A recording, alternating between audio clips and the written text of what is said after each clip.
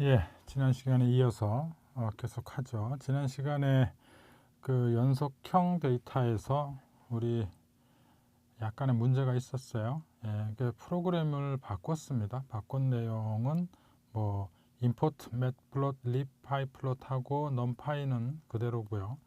요 부분 어, 요 부분은 꼭 알아둬야 될 중요한 부분입니다. 여기 한글 폰트를 사용하고 싶으면 요 명령이 꼭 들어가야 됩니다. 그래서 현재 컴퓨터에 이것도 PLC PLT 그러니까 matplotlib에 요 RC parameters라는 값을 변경시켜 줌으로써 가능해요. 그래서 이 명령이 들어가지 않으면 요 부분이 그냥 이렇게 나옵니다. 그냥 뭐 빈 박스들로 이렇게 깨져서 나와요. 그래서 한글이 표시가 안 됩니다. 그래서 한글을 하고 싶다라면 PLT 파라미터, RC 파라미터 값을 바꿔주면 돼요. 그래서 요 두 줄이 들어갔고요.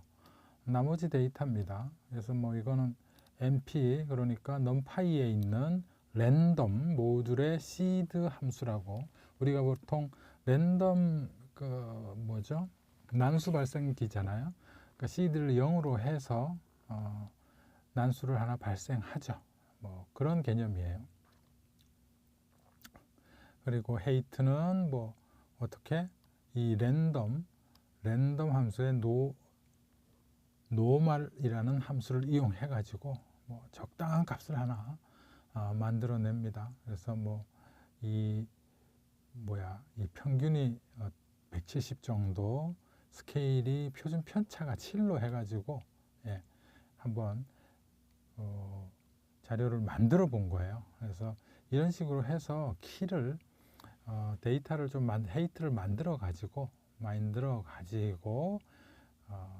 가짜 데이터죠. 임시 뭐 샘플 데이터예요. 예, 만들어서 사용할 수도 있습니다. 랜덤으로 뭐 난수 발생을 시켜 가지고 그죠? 그래서 한번 해보면 뭐 이런 식으로 우리가 보통 그 표준 편차를 7로 하고 평균을 170으로 한다는 얘기는 결국 이런 얘기죠. 정규 분포를 따르는 구성에서 그죠? 평균 이렇게 정규 분포죠 이거. 평균을 170으로 하고 뭐 플러스 마이너스 7 정도의 값들로 만들어진 거라 이거죠. 예. 그래서 정규 분포를 따르면 이런 모양이 아마 될 겁니다. 그래서 한번 찍어 본 거예요. 그래서 그리드는 여기서 뭐 X 레이블, Y 레이블은 뭐 됐고요. 그리드는 저겁니다. 요거 중간에 선들 나오죠. 예. 가로 선들을 좀 해놓으면 보기 좋으라고 그죠? 예. 그런 예를 바꿨습니다. 자, 그 다음에 시각화의 목적이에요. 시각화를 하는 이유가 뭘까? 뭐 여러 가지가 있겠지만 첫 번째는 그 데이터 탐색입니다. 데이터 탐색을 이런 탐색적 시각화라고 해서 초기 분석 시에 탐색적 그래프로 보겠다는 거예요. 예. 요 예를 한번 보시면 뭐 임포트 2개 하고 요 팁스라는 거예요. 팁스라는 건데 이 팁스라는 변수에다가 뭐를 저장시켰냐면 그 C본에서 제공해주는 데이터셋이 있습니다. 일반적으로 이런 패키지들 안에는 특히 C본 안에는 데이터셋이 굉장히 많아요. 데이터 모음들이 실제 데이터 모음이에요. 이거는 뭐냐면 이 팁스라는 것은 월화수목금토일에 요일하고 또 뭐 저런 거 있잖아요. 남잔지 여잔지 손님 그러니까 레스토랑에 손님으로 왔는데 요일별 뭐 남녀별 뭐 구성비별 아니면 총 액수별 팁을 얼마나 주느냐에 대한 데이터 자료입니다. 그러면 어떤 사람들이 하여튼 주요한 어떤 특징을 가진 사람들이 팁을 많이 주더라, 이 얘기예요. 그걸 한번 분석해 보겠다는 겁니다. 그래서 뭐 요일별로 팁을 얼마나 많이 줄까, 뭐 이런 느낌이죠. 네. 그런 데이터셋이에요. 그 데이터셋을 불러오는 함수가 C본의 load underbar dataset이라는 함수가 있습니다. 그러면 tips라고 하는 데이터셋을 읽어와서 tips라는 변수에 이 변수명은 뭐 굳이 똑같이 할 필요는 없습니다. 그죠? 예. tips라고 하는 데이터셋이에요. 예. 이런 데이터셋들이 수십 개가 있습니다. 아무튼 그걸 가지고 히스트플롯이라는 히스토그램을 그려주는 함수예요. 데이터는 tips로 할 거고, 그렇죠? x축에는 total bill, 그렇죠? 총 청구 금액. 그 다음에 KED는 true. KED가 바로 요 그 커널 밀도의 추정이라고 해서 요겁니다. 요 선을 그려주는 게, 그렇죠? 이게 아까 봤던 거죠. 예. 여기에서 봤던 이렇게 선을 그리고 싶으면 이렇게 하면 됩니다. 그래서 KDE는 true, 이 선을 그려주는 거예요. 그러면 그 다음에 타이틀 뭐 적어주고 X 레이블 해서 보여주면 있죠. 네, 이렇게. 그러니까 여기에서 뭐 이 그래프를 보면 느낌상 이런 거죠. 총 청구 금액이 얼마냐에 따라서, 그죠? 팁을 얼마나 주느냐, 이런 거예요. 그래서 보면 총 뭐 20이라고 하는 단위가 뭔지는 정확하게 모르겠지만, 그건 데이터를 정확하게 이해를 해야 되는데, 그 단위에 따라서 팁을 이만큼씩 주더라 하는 거죠. 그 다음에 또 두 번째 목적으로는 결과를 전달하는 겁니다. 그죠? 여기에서는 데이터 탐색 과정에서 조금 더 뭐 예를 들어 패턴이라든지 관계, 이상치, 결측값, 외도, 이렇게 뾰족한 정도, 뭐 이런 거를 확인하기 위해서 그림을 그려보는 겁니다. 정보 전달은 데이터 분석이 끝난 후에 얼마나 설득력 있게 보여지느냐에 대한 이야기죠. 숫자로 막 적어 놓으면 보는 것보다 요일별로 이렇게 딱 보면 훨씬 더, 그렇죠? 이게 뭐야, 일요일이 가장 많네, 그 다음에 토요일, 그 다음에 목요일, 뭐 금요일, 이런 식으로. 팁도 일요일이 제일 많이 주네요. 그죠? 네, 그렇습니다. 뭐 똑같아요. 팁스는 데이터셋에서 팁을 읽어 와가지고, 그 다음에 여기 보면 요 날짜 day라는 그 값은 뭐죠? x축에, 팁은 y축에, 데이터는 팁스를 쓸 거고, 요 estimator라는, 그렇죠? mp.min이라고 했습니다. 평가는 이것도 속성명이에요. 그러면 이제 바플롯이라는 C본에서 제공하는 바플롯이라는 함수 사용법 중에 X축에는 뭘 넣고 Y축에는 뭘 넣고, 이거는 어느 정도 알고 데이터는 뭘 쓰겠다, 이것도 여기까지는 알 텐데, 에스티메이터는 뭐래요? np.min이에요. 이 np.min은 아까 numpy as np라고 한번 위에서 했었잖아, 그렇죠? 그게 돼 있어야 될 겁니다, 임포트가. 그래서 np에서 제공하는 mean이라는 함수, mean은 평균 구해주는 함수예요. 그러니까 평균값을 가지고 뭔가를 처리하겠다, 이 뜻이겠죠. 예. 그래서 뭐 요일별로 평균 팁, 그래서 평균 팁 쓰고 요일 쓰고 쇼 보여주기. 요 파트는 아까도 얘기했던, 그죠? 한글 사용하기 위해서 사용하는 예시입니다. 뭐 이렇게 어떤 분석된 결과를 에 대한 정보를 전달할 때도 주로 시각화를 많이 하죠. 그 다음에 모델링 지원이다 그래서 이 머신러닝 할 때, 그렇죠? 머신러닝 할 때 어떤 변수 간의 관계, 분포, 이런 것들을 시각화 해가지고 인사이트를 획득할 수가 있을 겁니다. 뭐 다중 공선성 문제라든지 스케일링, 정규화, 뭐 복잡한 것들이 많은데 이거는 뭐 특별히 머신러닝을 공부를 좀 하셔야 될 겁니다. 그런데 여기서 간단하게 한번 보겠습니다. 이게 스캐터 플롯이라고 산점도예요. 이렇게 점, 그러니까 총 이렇게 보는 겁니다. 총 어떤 한 개인이 어떤 한 건이 먹은 금액이 한 8달러 정도 되는데 팁이 한 5달러 정도 줬다. 그렇죠? 이렇게 생각하자고요. 그런 경우가 한 번.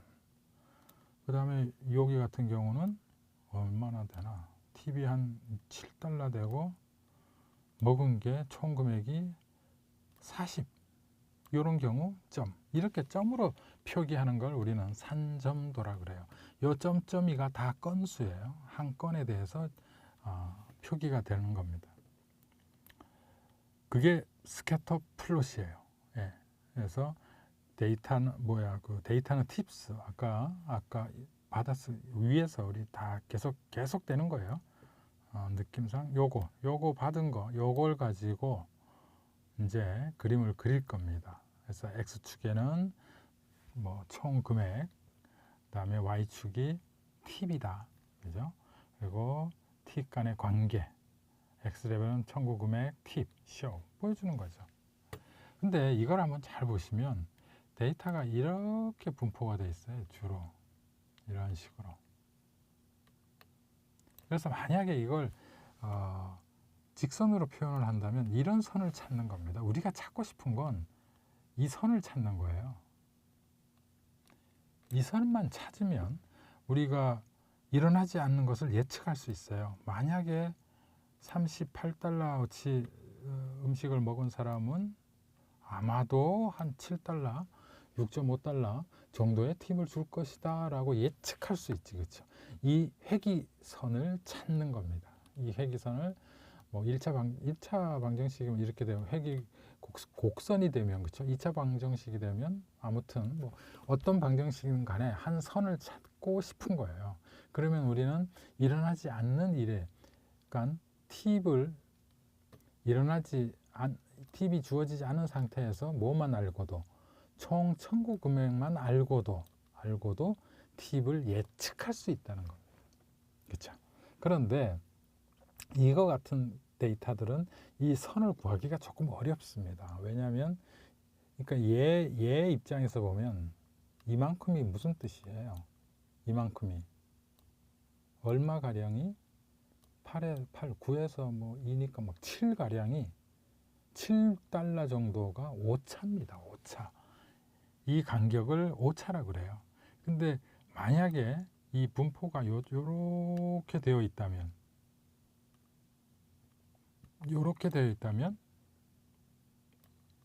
오차가 굉장히 좀, 그죠?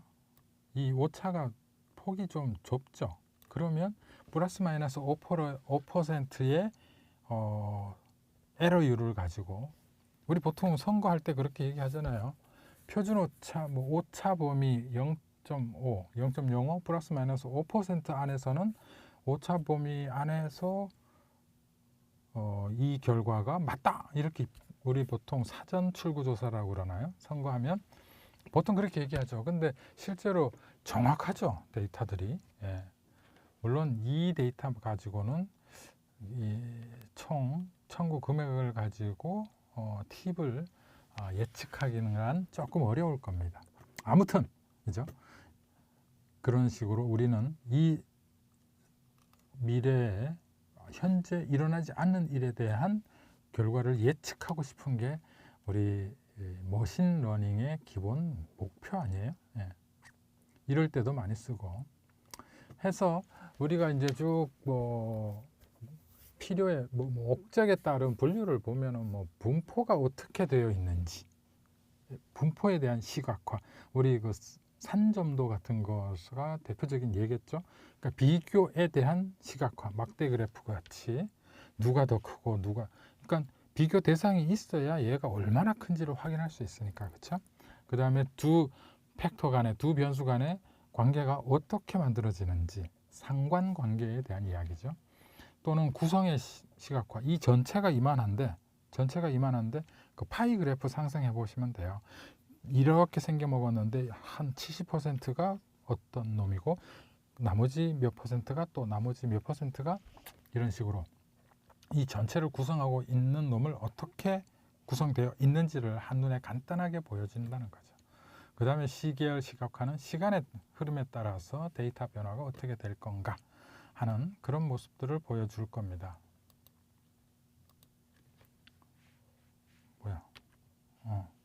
그래서 분포의 시각화 그런 것들은 이 데이터가 전체적으로 어떻게 분포되어 있을까? 우리 보통 이런 형태를 그 정규 분포라고 하죠. 근데 우리 수학 시간에 많이 배웠을 겁니다. 이런 분포도 있을 수가 있고 또는 이런 분포를 포화송 분포라고 그러나 이런 분포도 있을 수가 있겠죠. 그러니까 전체가 어떤 데이터 값들이 어떻게 분포되어 있는지를 보여주는데도 이 시각화가 굉장히 뭐랄까 저걸 인사이트를 준다는 거죠. 예. 거기 대표적인 게 히스토그램, 커널 밀도, 박스 플롯 이런 것으로 표현합니다. 그래서 데이터 중심으로 해서 보여주는 거예요. 데이터의 결과가 어떻게 보여지느냐에 따른 거고 여기서 외도는 이런 뾰족함에 어떤 데이터 분포는 이렇게 뾰족하게 될 수도 있고 어떤 놈은 넓게 그쵸 분산 정도가 되게 넓어지는 거죠. 이런 걸 얘기하는 거고요.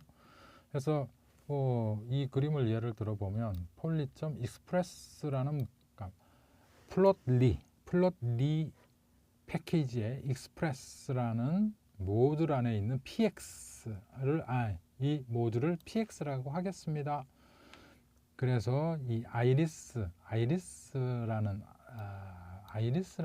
그 데이터가 있어요. 이것도 아주 유명한 데이터 분석용 데이터셋입니다. 그래서 이 붓꽃이에요. 붓꽃. 우리 붓꽃이라고 해서 붓꽃인가? 네. 붓꽃 이 꽃받침 너비 길이 이런 데이터를 갖고 있는 겁니다. 근데 실제로 이 붓꽃의 종류가 세 종류가 네 종류가 있는데 그 모든 종류의 모든 건 아니겠지만 많은 데이터들을 무슨 데이터인데 얘는 너비가 얼마고 길이가 얼마고 이런 값을 저장하고 있는 데이터셋입니다. 그래서 굉장히 많이 써요. 이것도 예제로.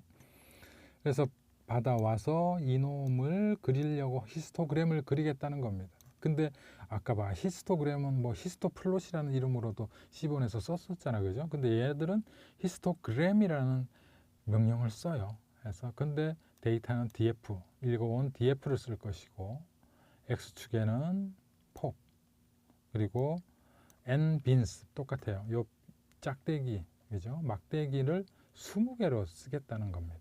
근데 여기서는 타이틀도 줄 수도 있고 그죠? 예. 그렇습니다.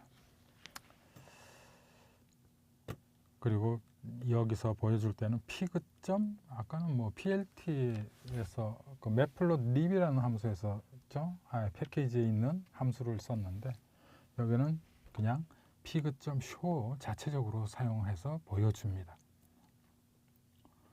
비교 시각화. 그래서 이것도 똑같아요. 이렇게 세 종류의 값들이 있는데 보면 상대적으로 어느 놈이 크고 어느 놈이 작고 이런 걸 확인할 수가 있잖아요. 그렇죠? 이럴 때 주로 많이 쓰겠죠. 이게 뭐죠? 아이리스 데이터셋에 보면은 그 품종이에요. 세토사, 머시칼라, 버지니아 해서 버지니카 해서 세 종류의 붓꽃이 있다고 합니다. 이 붓꽃들의 그 꽃잎의 길이와 너비 측정한 데이터셋이에요. 예. 여기서도 똑같아요. 예. 뭐 그림을 한번 바그래프로 그려보겠다는 겁니다. 그렇죠? 제목을 주고 XY 축에 대해서 주고 칼라도 주고 모드도 주고 뭐 헤이트도 주고 아무튼 이런 것들을 우리가 앞으로 좀 배울 겁니다. 어떤 식으로 그림을 그리는 게 가장 비전공자인 사람들에게 인상적으로 보여질까? 이런 문제죠. 관계, 이건 주로 스캐터 플로터로 많이 그려진 관계예요. 그래서 관계라는 것은 이렇게 본다라면, 그죠? 요 값과 요 값의 관계는 이런 식으로. 근데 이게 품종별로 이 폭과, 그죠? 품종이 이 꽃잎의 사이즈가 품종을 결정하는 거네. 그럼 꽃잎의 사이즈만 봐도 우리는, 그쵸? 뭐 일정 부분 뭐 겹치는 게 별로 없으니까 여기 조금 겹치고 꽃잎의 사이즈만 가지고 우리는 뭐를 확인할 수 있다? 뭐 품종도 확인할 수 있다. 뭐 이런 느낌으로 그림을 보셔도 되겠고, 그쵸? 예. 이런 관계성을 나타내기 위해서 또 시각화를 굉장히 많이 쓴다. 이 정도 이해를 하시면 되고, 이게 이제 아까 얘기한 구성이에요. 어떻게 구성하고 있느냐? 무호가 세토사가 몇 프로야? 33.3% 이런 식으로, 그렇죠? 이런 식으로도 데이터를 파이라는 함수를 이용해서 그린다라면 구성비에 대해서는 확실히 또 한눈에 확연히 뭐 의미를 파악하기 쉽죠. 예. 아니면 이렇게도 가능해요. 뭐 다른 뭐 예를 들어 이런 데이터의 내용은 뭐 월화수목 아무튼 뭐 요일별로 아니다. 이게 뭐지? 월별이군요. 월별 카테고리 A 뭐 B 그다음에 세일즈 뭐 등등등 해서 요 데이터 프레임을 만들었죠. 데이터로. 요 데이터를 가지고 데이터 프레임화 시킨 거예요. 바 그래프를 그렸습니다. 그래서 뭐 월별로 누적 막대 그래프도 그릴 수가 있어요. 누적 막대 그래프도 그릴 수가 있어요. 그러면 내가 어떤 월에 A와 B가 어떤 식으로 팔렸는지 이런 것들을 좀 더 확인하기가 쉽겠지, 그쵸? 예. 뭐 이렇게 구성 시각화는 뭐 이런 식으로도 표현이 가능하고, 그 다음에 뭐 시계열, 그러니까 시간의 흐름에 따라서 날짜가 이렇게 변함에 따라서 주가 변동이죠. 주가 변동 같은 거. 그래서 실제로도 할 수도 있습니다. 예. 플롯리 익스프레스에 보면 그 데이터.스탁스라는 데이터셋이 있어요. 그걸 보면 이거는 뭐 어떤 언제부터 언제까지의 그 종합지수 주가 정보를 가지고 있습니다. 그래서 그걸 한번 라인 그래프로, 선 그래프로 그려본다면 이런 식으로 그려지겠죠. 그러면 시간에 따라서 어떻게든 많이 이렇게 변했구나 이런 걸 보여주기가 참 좋은 그래프죠. 이렇게 보면 금방 이해하기가 쉬워지니까, 그렇죠? 좋습니다. 이제 마지막으로 이 챕터의 마지막으로 어떻게 하면은 효과적인 시각화가 될 수 있을까? 데이터를 명확하게 설득력 있게 전달하는 커뮤니케이션의 수단으로서 어떻게 하면 될까? 첫째는 정확해야 된다는 거죠. 네. 데이터의 왜곡 없이 정확하게 표현을 해야 된다는 거예요. 그래서 우리가 데이터를 분석한다는 건 나름의 수정이 뭔가를 뜯어 고치겠다는 거지, 그렇죠? 그럴 때 실제 데이터를 훼손해서는 아니 된다. 그 실제 데이터의 어떤 의미까지도 바꿔서는 아니 되겠다 하는 게 이제 기본적으로 정확성이에요. 그 다음에 명확성. 그러니까 누가 봐도 그냥 직관적으로 메시지가 딱 전달됐으면 참 좋겠다. 그래서 장식이 화려하다든지 색깔, 복잡한 배경 이런 등등은 집어넣는 건 훨씬 뭐 오히려 역효과다. 그죠? 강렬한 구조적 표현이 훨씬 더 명확하게 내용을 파악할 수 있겠다 하는 정도. 여기서 범례는 레전드 그 뭐죠? 우리 옛날에 지도책에 보면 지도책 기퉁에 이렇게 적어놓고 이거는 뭐 교회, 뭐 학교, 뭐 이렇게 해놓은 설명 비슷한 거 있잖아, 그렇죠? 어떤 기호에 대한 설명, 요게 범례라고 하는 거고, 영어로는 레전드라고 합니다. 그 다음에 일관성이 있어야 되겠다, 그렇죠? 뭐 예를 들어 A 값에 대한 정보가 앞에 그래프에서는 빨간색으로 표현됐는데 뒤에 장에서는 파란색으로 표현된다. 이러시면 안 되겠지, 그렇죠? 스타일이나 색상, 뭐 범위 이런 것, 또 아니면 이 XY 축이 1에서 뭐 100까지다. 여기가 100이다. 1에서 100이면 대충의 사람들이 이 스케일을 느끼잖아, 그렇죠? 근데 그 다음 그래프에서는 갑자기 1에서 10까지야. 그러면 이게 얘는 이만큼이고 똑같이 이만큼인데 얘는 막대가 90이란 뜻이고 얘는 9개란 값이 차이가 엄청나지, 그렇죠? 그러니까 이런 스케일도 거의 어쩔 수 없는 경우는 제외하고는 거의 비슷해야 한다는 의미죠, 그렇죠? 예, 그 다음에 이제 뭐 당연한 얘기겠지만 적절한 도표 사용하십시오. 예, 특성에 따라서 유형을 잘 선택해라. 그래서 뭐 수치 데이터의 분포는 히스토그램이 좀 나을 거고, 범주형 데이터 간의 비교는 막대 그래프가 좀 나을 거고, 시간의 흐름은 선 그래프가 나을 거다. 좀 더 좋을 거다라는 이야기입니다. 그러니까 두 변수 간의 관계는 산점도가 낮겠다 해서 뭐 이렇게 뭐 반드시 이때는 이걸 써라 저걸 써라 이것보다는 이제 하다 보면 이런 내용이라면 요런 그래프가 훨씬 낫겠다라는 게 좀 들어오기 시작할 겁니다. 네, 뭐 그리고 이거 대상이라는 건 이 나의 분석을 바라보는 사람들, 일반 대중인지 나름의 어떤 전문성이 있는지, 그렇죠? 우리 코스염 대표적인 코스염 그래프를 실제로 이렇게 그립니다. 이렇게 그리는데 이게 뭘 의미하는지를 모르는 사람도 많아요. 통계학을 좀 공부한 사람들은 이 그림이 굉장히 많은 걸 나중에 우리도 한 번씩 볼 텐데 굉장히 많은 내용을 함축하고 있습니다. 그래서 통계학 하는 사람한테는 굉장히 도움이 돼요. 그런데 통계학에 모르는 사람한테는 이렇게 얘기하면 전혀 뭔 말인지 이해를 못 합니다. 그죠? 그런 사람들한테는 막대 그래프가 차라리 나을 수도 있어요. 그죠? 예, 뭐 그런 의미로 좀 더 대상에 맞게 데이터 표현 좀 했으면 좋겠다. 그래서 지금까지 한 걸 좀 요약해 보면 세 번째 시간인데 데이터 유형도 좀 바꿔 시각화도 목적에 따라서 어떻게 하는 게 좋겠다. 원칙도 좀 바꿔, 그죠? 예.